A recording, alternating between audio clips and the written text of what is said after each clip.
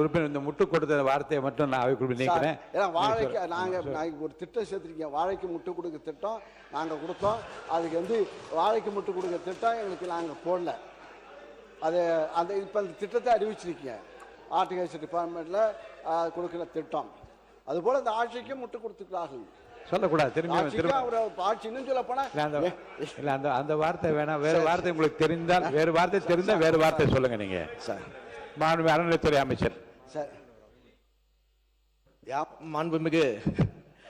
மாண்புமிகு பேரவைத் தலைவர் அவர்களே, மாண்புமிகு உறுப்பினர் அவர்கள் வந்து எவ்வளவு அழகாக ஒரு திரைக்கதையை தயார் பண்ணுவாருன்னு நான் இன்னைக்கு தான் தெரிஞ்சுக்கிட்டேன். அழகான திரைக்கதையெல்லாம் பேசிக்கிட்டு இருந்தார். அதுவும் விவசாயிகள் மகிழ்ச்சியாக வாழ்ந்தார்கள் 5 ஆண்டுகளில் போகிற போக்கில் ஒரு திரைக்கதை வசனம் ஒன்று சொன்னார். போன ஆட்சியிலலாம் நீங்கள் பார்த்தீங்கன்னா பல இடங்களில் விவசாயிகள் வந்து 309 கோடிக்கு வந்து நீங்கள் நெல் சேமிப்பு கிடங்கள் அமைப்பீங்கன்னு சொன்னீங்களே, என்ன ஆச்சுன்னு பல இடங்களில் கேட்டுக்கிட்டு இருந்தாங்க. தஞ்சாவூர்லேயே அண்ணங்கிட்டலாம் கேட்டிருப்பாங்கன்னு நினைக்கிறேன். அப்போ அதெல்லாம் என்ன ஆச்சுன்றதை பற்றி சொல்லலை.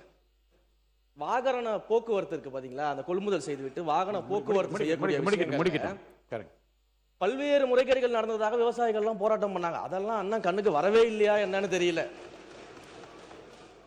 கரும்புக்கு வந்து ஒரு விலை நிர்ணயம் செய்துவிட்டு, கரும்புக்கு ஒரு விலை நிர்ணயம் அரசாங்கம் செஞ்சா அந்த விலைக்கு கீழே இன்னொரு விலையை அதிகாரிகள் நிர்ணயம் செய்து கருது கொள்முதல் செய்ததாகலாம் அன்னைக்கு விவசாயிகள் போராடினாங்க, பிரச்சனை பண்ணாங்க. அதையும் அண்ணன் மறந்துட்டாரு போல. இப்படி ஐயா விவசாயிகள் சொன்னதான் சொல்றேன், இப்படி எல்லாம் நடந்துகிட்டு இருந்துச்சு. இதுல அண்ணா வந்து அழகா சொன்னார், யார் யாரெல்லாம் விவசாயிகள்னு சொன்னாரு.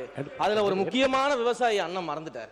எல்லாரும் விவசாயிகள் அண்ணன் ஒவ்வொருத்தரை பத்தியும் சொல்லும் போது ஒரு முக்கியமான விவசாயியை மறந்துட்டாரு. கரும்பு தோட்டத்துக்குள்ள கான்கிரீட் போட்டு நடந்த விவசாயியை பத்தி அண்ணன் சொல்ல மறந்துட்டாரு.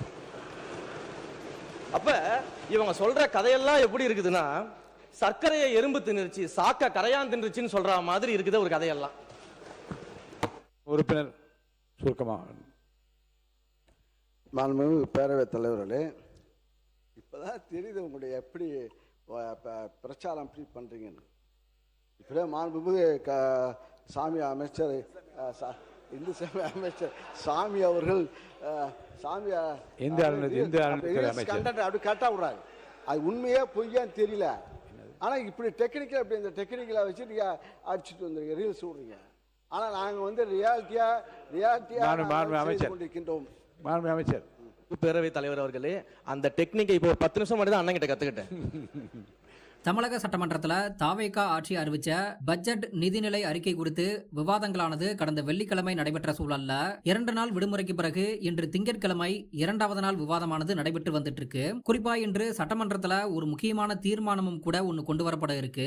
அதாவது அரசு நிகழ்ச்சிகள் எல்லாத்திலையுமே தமிழ் தாய் வாழ்த்து முதல் பாடலா பாடப்படணும் அப்படின்ற ஒரு தீர்மானத்தை முதலமைச்சர் விஜய் அவர்கள் இன்று சட்டமன்றத்தில் நிறைவேற்றுவதா தெரிவிக்கப்பட்டிருக்கு.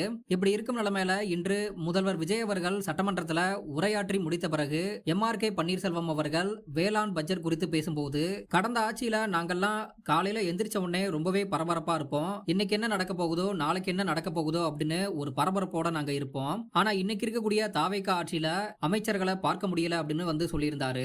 இப்படி அவர் பேசினது சட்டமன்றத்துல எல்லோருக்குமே சிரிப்பலையை ஏற்படுத்துச்சு. பின்னர் இதற்கு பதிலடி கொடுக்கும் விதமா எழுந்து பேசின தாவேகாவோட நீர்வளத்துறை அமைச்சரான புசி ஆனந்த், எங்க முதலமைச்சர் ஒரு சின்ன பிரச்சனை ஏற்பட்டா கூட என்ன ஏன் இப்படி நடந்துச்சு அப்படின்னு எங்களுக்கு போன் போட்டு கேட்டுட்டு இருக்காரு. எனவே எங்க முதல்வர் வந்து நாங்க என்ன பண்றோம் ஏது பண்றோம் அப்படின்றத ரொம்பவே கவனிச்சு ரொம்பவே ஸ்ட்ரிக்டா இருக்காரு. இதன்படி நாங்களும் பரபரப்போட தான் சுத்திட்டு இருக்கோம் அப்படின்னு புசியானந்த் அவர்கள் சொல்ல, அப்போ இதை கேட்டுட்டு இருந்த முதலமைச்சர் விஜய் அவர்கள் இதை கேட்டு குலுங்கி சிரிச்சதானது கவனம் பெற்றதா இருந்துச்சு. சட்டமன்றத்துல முதல்வர் விஜய் அவர்கள் என்ன நடந்தாலும் எதுவுமே நடக்காதது போல உம்முன்னு வாய வச்சுக்கிட்டு எங்கேயோ பார்த்த மாதிரி உட்கார்ந்துட்டு இருக்காரு அப்படின்னு சமூக வலைதளங்கள்ல கருத்துக்கள் வந்து சொல்லப்பட்டு வந்துட்டு இருக்கு. இப்படி இருக்கும் நிலைமையில தற்போது முதலமைச்சர் விஜய் அவர்கள் அமைச்சர்கள் பேசுவதற்கு தற்போது ரியாக்ஷன் கொடுக்க ஆரம்பித்திருப்பது கவனம் பெறக்கூடியதா இருக்கு. தாவேகா வந்து இப்பதான் தமிழகத்துல ஆட்சி அமைச்சிருக்காங்க அப்படின்னும் போது இன்னும் போக போக அரசியல நல்லா கத்துக்குவாங்க, நல்ல மக்களாட்சி கொடுப்பாங்க அப்படின்றதுதான் மக்களோட கருத்தா இருக்கு.